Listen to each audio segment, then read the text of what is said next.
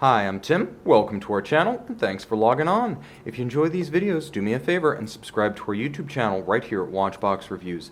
I would really appreciate it, and I promise to update daily. If you love this watch, you can see it and you can purchase it on our website, thewatchbox.com. Today, we're discussing something we don't often encounter. It is a Rolex Oyster Perpetual GMT-master 16700. That's correct, GMT-master, not Master 2, a direct descendant of the original GMT-master 6542. This watch, made from 1988 to 1999 roughly, was the last of the original GMTs and the richest in terms of equipment and specification. A timepiece 16700 that forces you to do a little bit of math and know how to operate it to get the most out of its calculator bezel. This is a true throwback to the days of Pan Am pilots wearing and using these watches professionally. Now, moving in close, you can see dimensionally not much changes. It's exactly the same as the 16710 on the wrist, which is to say it's 40 millimeters, a little bit thinner at only 11.5 millimeters thick, however, but still 47 millimeters across the wrist with hollow end links. This is a watch that wears true to its lug-to-lug dimension of 47. I recommend it for wrists as small as 14 centimeters in circumference.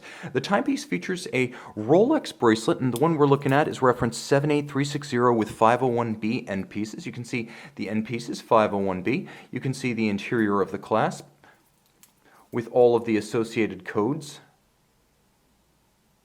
printed inset. Now, this is a V series bracelet and clasp, which means that while the watch, which is an E series, is actually 1990, the clasp and bracelet is actually a bit newer, dating to roughly the 1996 model year. The timepiece features that traditional Rolex bracelet feel, mostly satin, polished outer faces. It has hollow end links and hollow center links, so it has that vintage style Rolex rattle. The clasp is in excellent condition. As you can see, all of the definition is retained. Still closes with a sharp click. You can see the definition of the Rolex 5-point coronet. It's been refinished once or twice, but it retains all of its original tolerances and most of its original metal. No flip lock here. This isn't a Submariner or a Sea Dweller. It does feature multiple stationing points internally, so you can find the right anchoring point for the bracelet on your wrist for proper sizing.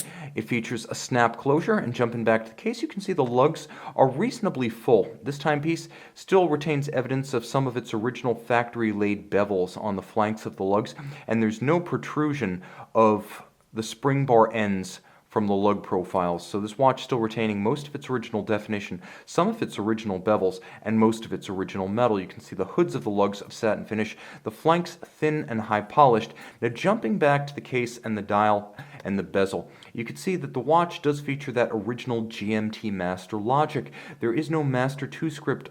The first Master 2 bowed in 1983. It was the 16760, and it could set independently the 12-hour and the 24-hour hand.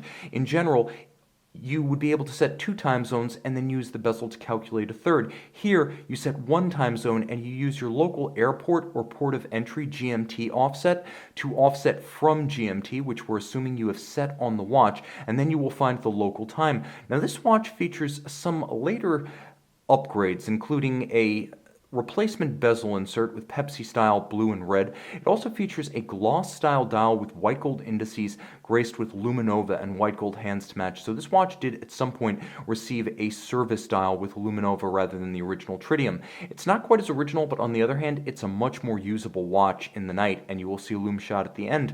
The timepiece, again, an E serial number, which means roughly 1990 with a 1996 bracelet and clasp. The dial is in outstanding condition with no tarnish, oxidation, or visible marks. You will note that there's a Cyclops eye over a date, and uniquely, because this is a GMT Master, not a Master 2, there is a quick set for the date, courtesy of caliber 3175.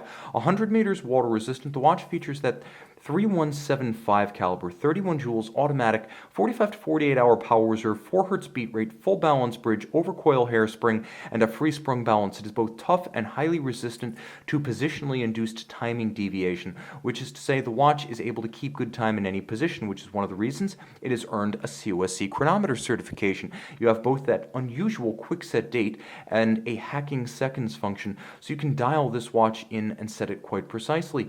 The timepiece, a wonderful throwback to the halcyon days of Pan Am in the 1950s and 60s, and a direct link to the origins of the GMT-master family. You rarely see a traditional GMT-master. The 16700 is not a common watch. So if you want one that everyone doesn't have, this might be an excellent candidate for the collection. And if you want the truest and purest GMT-master, you want the 16700. Call it the GMT equivalent of a no-date sub. You can see it and you can make it yours on the watch box. As promised, full Luminova Rolex service replacement dial is fitted by the factory, less original but more usable. This makes it an everyday watch, an emerging vintage timepiece that you can wear without a care.